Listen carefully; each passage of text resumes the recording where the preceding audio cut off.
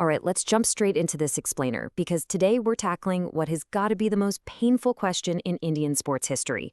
You know, the one we hear literally every time the global football stage lights up. It's a topic wrapped in so many myths, frustrations, and misunderstandings. So today, we're going to unpack the hard data and the hitting realities behind India's standing in global football. It's the ultimate puzzle, right? I mean, how on earth does a country with 1.4 billion people fail to find just 11 good players to qualify for the FIFA World Cup? For years, we've been pointing fingers at genetics or, our total obsession with cricket. But as we'll see from the raw data, we've actually been asking the wrong questions entirely. First off, that 1.4 billion number, it's a massive illusion. Seriously. Staggeringly, 85% of our national team players historically come from just 25 specific districts. We're talking tiny pockets in Punjab, Bengal, the Northeast, Kerala, and Goa. If you add up their populations, it's only about 57 million people. So our actual talent pool, it's just a tiny fraction of the nation. Section 1, zero grassroots, zero stadiums. Let's get right into it. So let's clear this up. The issue isn't our genetics. It's a massive systemic failure. Historically, India had exactly 0 dedicated football stadiums. None. 0. We completely relied on multi-purpose athletic tracks or honestly just open fields that were literally being used for weddings. You just can't build world-class athletes on makeshift, neglected dirt grounds. Now, look at what happens when you actually build the right infrastructure. Take hockey, for example. Odisha's chief minister stepped up and built hundreds of world-class astroturfs across almost every district to revive the sport. And the result?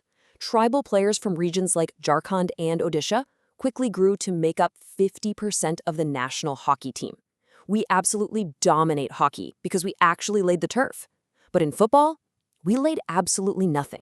Which brings us to this really heartbreaking reality highlighted in our sources.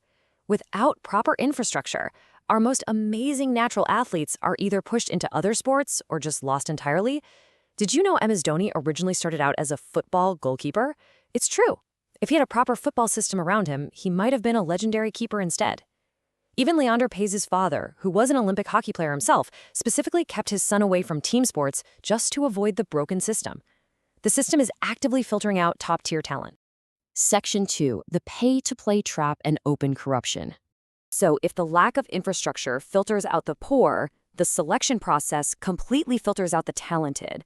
What we are looking at here is a literal rate card that parents must pay to essentially buy their kids a spot on state and national teams. Why? Well, a Santos Trophy certificate practically secures college admissions and government jobs. So at 1.5 lakhs a spot, that brilliant village kid who can actually play the game is instantly replaced by a wealthy kid who can't. And man, the corruption doesn't stop at selection. It bleeds directly onto the pitch. In state leagues, players might earn a meager 40,000 rupees for an entire season. But get this, international betting syndicates will pay them 10 to 20,000 rupees just to manipulate a single game. It's so blatant that players have been caught actively scoring own goals just to hit betting targets. When your survival depends on illegal betting apps instead of actual performance, the sport dies. Moving on to Section 3, money over merit, the ISL flaw. So what exactly happens at the top tier? Well, unlike European leagues, which are built on this beautiful, ruthless system of merit, where the worst teams get relegated, the Indian Super League operates as a closed franchise system. If you can afford the massive 18 crore annual entry fee, your spot is completely safe. With absolutely no fear of relegation, wealthy clubs are shielded from the consequences of playing poorly. They just go out and buy ready-made players instead of developing them. And because their existence isn't tied to survival or long-term performance, these wealthy ISL clubs haven't produced a single national team player from their own grassroots academies in 11 years. 11 years. They are buying players, guys, not building them. Now, contrast that massive corporate failure with this number, 250. That is the number of international age group players produced by just one single independent academy, Minerva, over the last decade. How did they do it without billions in corporate funding? Well, simply by taking kids and making them play morning, noon, and night. It absolutely proves that the talent is there when it's nurtured purely on merit. Which brings us to Section 4, the messy irony, misdirected passion. Now, if you're sitting there thinking India simply lacks the money or the passion for the beautiful game, I want you to keep this number in your head. 50 crores. That is roughly the entire annual budget for the All India Football Federation to run the sport, build academies, and organize tournaments for the entire country for a full year. Now smash cut to over 150 crores. That's the mind-boggling amount paid to a private organizer just to bring Lionel Messi to India for a brief visit. Think about that for a second.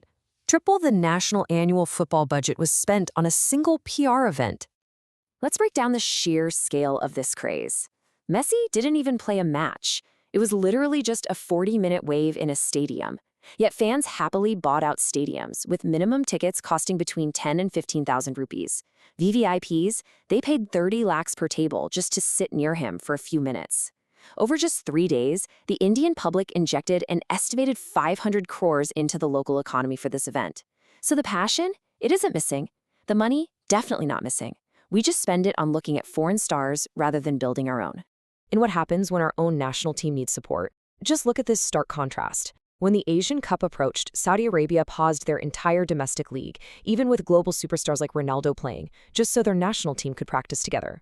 Meanwhile, in India, top domestic clubs actually refused to release their star players for the national team's crucial prep matches. They were complaining about injury insurance. The commercial league took priority over the actual country. This explainer really leaves us with one powerful, resounding truth from the source material. We have to stop blaming our genetics. We have to stop blaming our population size. The Indian football system isn't broken by accident. It's broken by design. Until we stop asking the World Cup question only once every 4 years and start demanding systemic, merit-based change every single day, our Messis will continue to remain unborn. So what role do you think fans can play in forcing this systemic change? Think about that and keep demanding better.